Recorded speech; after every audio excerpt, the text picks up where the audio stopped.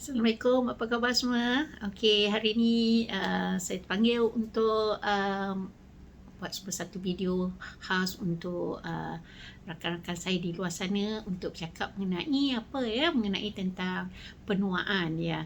InsyaAllah semua orang yang panjang umur akan melalui proses penuaan ini. Tapi proses penuaan ini memang telah terbukti secara sains ia boleh diperlambatkan ya, atau delay aging tu.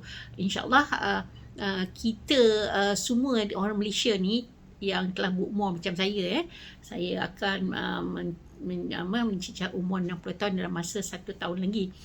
Jadi untuk termasuk dalam golongan orang warga emas, Malaysia kata warga tua ya. Sekarang ini di Malaysia 7% dari rakyat Malaysia sekarang ini telah termasuk dalam masyarakat tua ni ya, di mana 60% mereka yang berumur 60 tahun ke 74 tahun yang digelar juga sebagai tua muda, dan mereka yang berumur melebihi 75 tahun ke atas mereka digelar golongan yang tua-tua. Dijangka pada 2030 Malaysia akan diiktiraf sebagai negara tua. Mengapa ya? Sebab 50% daripada rakyat Malaysia pada ketika itu berumur melebihi 60 tahun. Apa kesannya bila negara kita ni diiktiraf sebagai negara tua? Maknanya rakyat kita yang 50% lebih daripada itu mungkin dijangka lebih kurang 3 ke 4 juta orang ini tidak akan produktif ya, sebab kebanyakan 87% rakyat Malaysia pada ketika itu yang termasuk golongan tua ini akan ada jangka mendapat penyakit NCD 87%, maknanya 23% saja yang sihat ya. Sebab itu pasal kita yang masih boleh berbuat sesuatu sebelum kita sakit ni, kita kena berusaha untuk sihat ya, sebab kita tidak mahu kita termasuk dalam 15% orang warga tua ini yang berpenyakit NCD. Itu belum termasuk lagi penyakit-penyakit seperti COVID, seperti denggi, seperti penyakit TB kan. Ini penyakit ini akan mudah dijangkiti oleh mereka yang berumur 60 tahun ke atas dan mempunyai comorbidity. So sebelum kita masih belum terlambat untuk memastikan bahawa mereka yang belum mencecah umur 60 tahun ini dan mereka yang sakit ataupun masih sihat perlu berbuat sesuatu untuk memastikan bahawa mereka ini tidak termasuk dalam 87% mereka yang sakit ya. Bayangkanlah ya, kalau 87% mereka yang sakit ini memerlukan rawatan, memerlukan ubat, memerlukan pembedahan. Bayangkanlah berapa juta, berapa bilion negara akan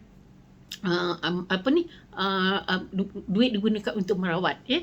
Jadi untuk memastikan bahawa negara kita tidak bankrupt ataupun tidak berproduktiviti, kita kena pastikan ya, kerajaan kena pastikan, dan kita juga mesti berusaha untuk panjang umur dan keadaan sihat.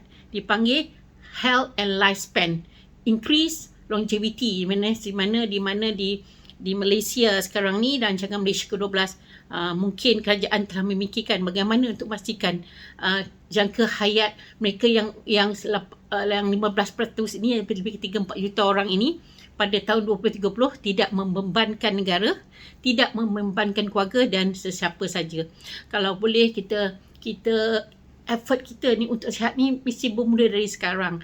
Pasal saya terpanggil juga untuk share dengan anda semua apakah cara terbaik untuk kita jangan mendapat penyakit NCD ini. Sebab rentetan daripada NCD ini akan menyebabkan penyakit lain. Walaupun kita ada satu penyakit NCD, dia akan menambahkan lagi 3, 4, 5 NCD setiap tahun. Kerana rawatan ubat yang kita makan sekarang bukan untuk merawat penyakit, dia hanya merawat simptom saja.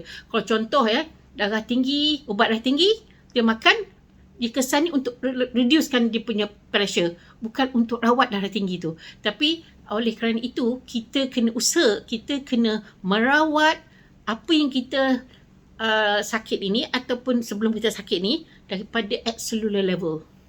Ya, apakah cellular level tu, macam mana kita nak rawat diri kita up to cellular level, to make up cell. Saya memang benar-benar teruja untuk share how we can, macam mana kita boleh sampai ke peringkat sel, doktor.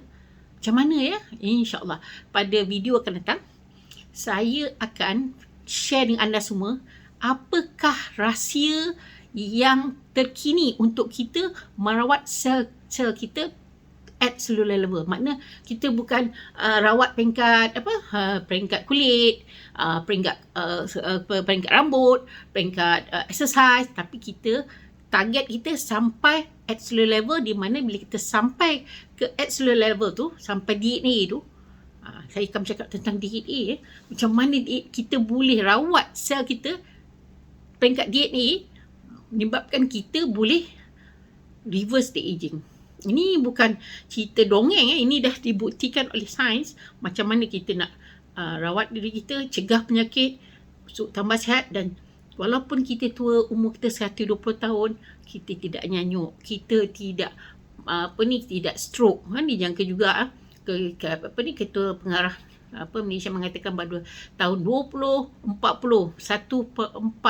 setiap seorang ada 4 orang akan mengalami penyakit stroke bagi mereka yang berumur 40 tahun. Bayangkanlah tu. Itu belum masuk lagi yang 3 juta, yang masuk 60, yang warga tua tadi. Bayangkanlah penuh hospital, rumah orang tua dengan orang stroke. Bayangkanlah, kesian kan.